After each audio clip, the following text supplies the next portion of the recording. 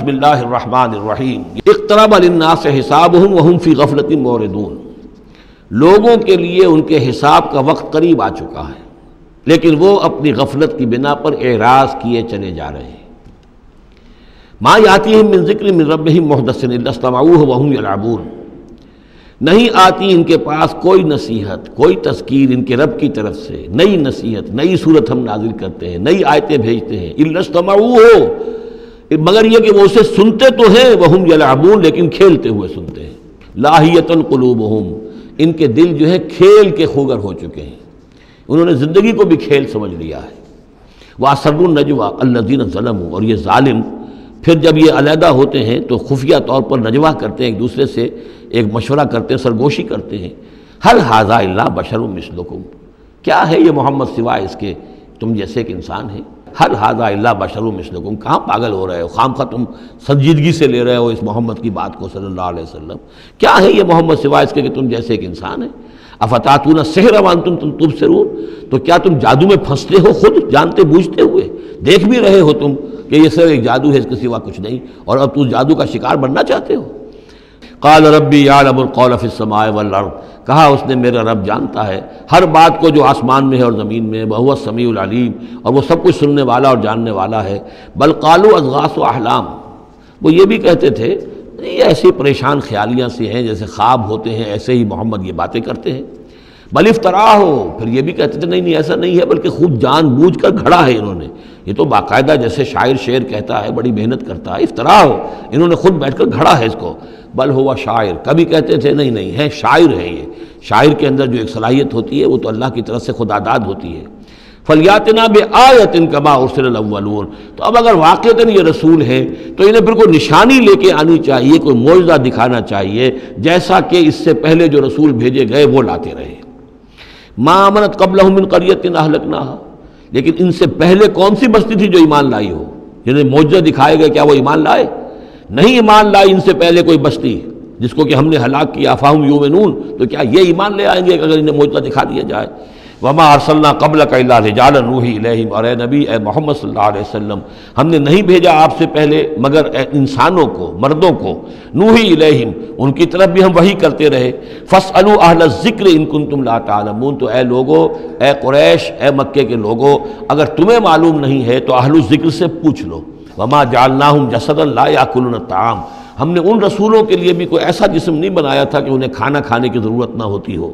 وما کانوا خالدین، نہیں وہ ایسے تھے کہ ہمیشہ رہنے والے، ان کو موت آئی ہے، ان کا انتقال ہوا ہے۔ ثم صدقناہم الوعدہ، لیکن ہم نے ان کے ساتھ اپنے وعدے کو سچا کر دیا تھا۔ فانجیناہم، انہیں ہم نے نجات دی۔ ومن نشاء، اور جس کو ہم نے چاہا، واہلکنا المسرفین، اور ہلاک کر دیا ہم نے ان کو کہ جو حد سے بڑھنے والے سے تجاوز کرنے والے تھے۔ لقد انزلنا الیکم کتابا، اے لوگوں دیکھو ہم نے تمہاری طرف ایک کتاب بھیج دی ہے، نازل کر دی ہے، فیہ ذکرکم، اس میں تمہارا ذکر ہے۔ افلا تعقلون، تو کیا تم عقل سے کام نہیں لیتے؟ وکم قصمنا من قریۃ کانت ظالمۃ وانشأنا بعدها قوما آخرین فلما احسوا بأسنا اذا هم منها يركضون لا تركضوا وارجعوا الى ما اترفتم فيه ومساكنكم لعلكم تسألون۔ اور کتنی ہی بستیوں کو ہم نے پیس ڈالا جو ظالم تھیں، گنہگار تھیں، جس میں بسنے والے لوگ سرکش تھے۔ وانشأنا بعدها، اور پھر ان کے بعد ہم نے اٹھا کھڑا کیا قومن آخرین، اور قوموں کو۔ فلما احسوا بأسنا، تو جب انہیں احساس ہوا کہ اللہ کا عذاب آیا چاہتا ہے، جب اس کے آثار شروع ہو گئے، اذا ہم منہا یرکضون، تو اب وہ لگے ایڑیاں رگڑنے۔ لا ترکضوا، اب ایڑیاں نہ رگڑو، ورجعوا الی ما اترفتم فیہ، اب جاؤ ذرا واپس اپنے اسی محلات میں جہاں تمہارا وہ سامان جو ہے عیش کا وہ پڑا ہوا ہے۔ ومساکنکم، اور اپنے انہی مسکنوں میں جاؤ، محلات میں جاؤ، حویلیوں میں جاؤ، لعلکم تسألون، شاید وہاں کوئی تمہارے لیے، کوئی تمہارا پرسان حال ہو، کوئی تمہارے بارے میں کوئی خیر خبر لینے والا ہو۔ قالوا یا ویلنا انا کنا ظالمین، کیونکہ حقیقت منکشف ہو چکی ہوگی، وہ کہیں گے ہائے ہماری شامت، واقعہ یہ ہے کہ ہم خود ہی ظالم تھے، ہم ہی گناہ گار تھے، ہم نے خود ہی اپنی جانوں پر ستم ڈھایا ہے۔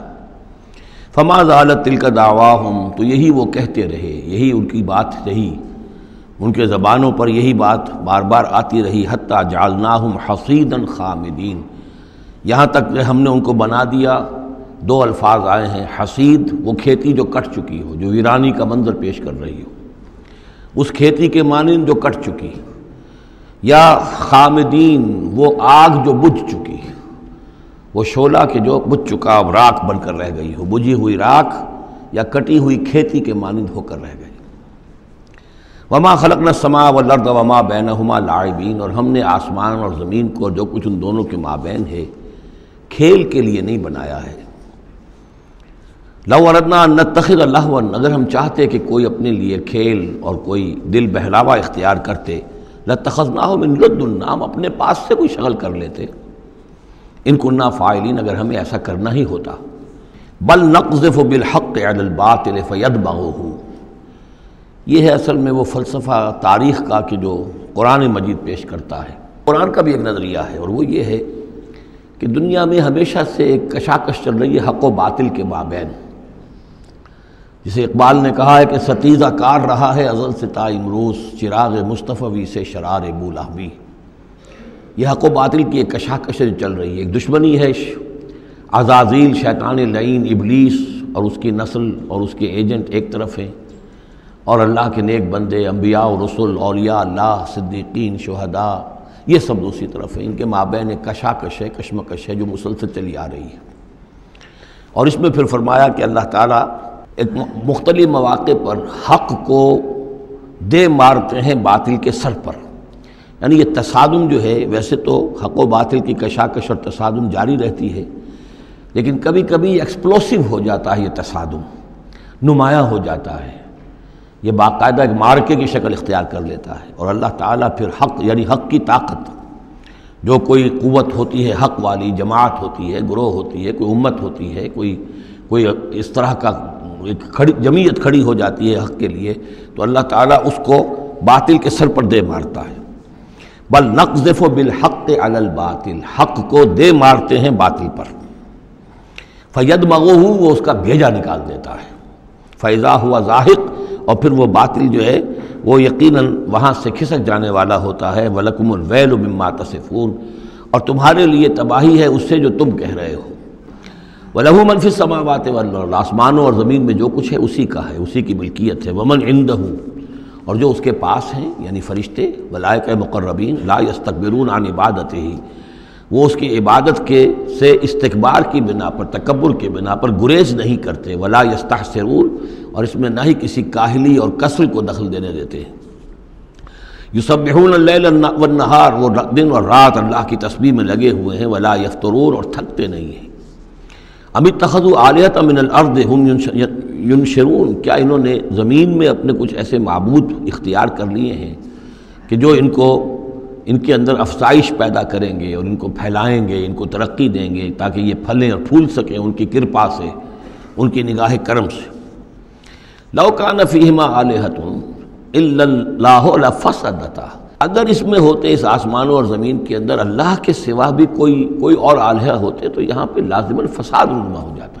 فسبحان اللہ رب العرش عما یصفون، تو اللہ پاک ہے، پاکی ہے اللہ کی جو عرش کا مالک ہے ان تمام چیزوں سے کہ جو یہ بیان کرتے ہیں۔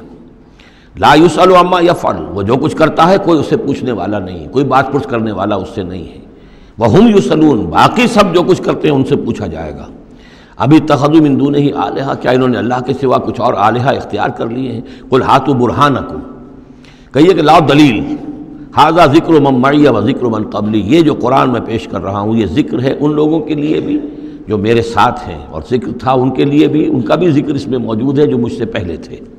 بل اکثرهم لا يعلمون الحق، ان میں سے اکثریت کا حال یہ ہے کہ وہ حق کو نہیں پہچانتے، فہم معرضون، اس لیے اعراض کر رہے ہیں۔ وما ارسلنا من قبلک من رسول الا نوحی الیہ، اور ہم نے آپ سے پہلے نہیں بھیجا کوئی رسول مگر یہ کہ اس کی جانب یہ وحی کی، کیا وحی کی؟ انہ لا الہ الا انا فاعبدون، کہ میرے سوا کوئی معبود نہیں ہے پس میری ہی بندگی اور پرستش کرو۔ وقالوا اتخذ الرحمن ولدا سبحانہ، انہوں نے کہا کہ رحمان نے کسی کو اپنا بیٹا بنایا، اولاد بنایا، وہ پاک ہے۔ بل عباد مکرمون، یہ اس کی بیٹیاں نہیں ہیں فرشتے، یہ اس کے بندے ہیں، اس کی مخلوق ہیں، یہ فرشتے ہیں، عباد المکرمون، اس کے بندے ہیں، ہاں باعزت بندے ہیں، ان کو اللہ نے ایک مقام دیا ہے، وہ نور سے پیدا کیے گئے ہیں، عباد المکرمون۔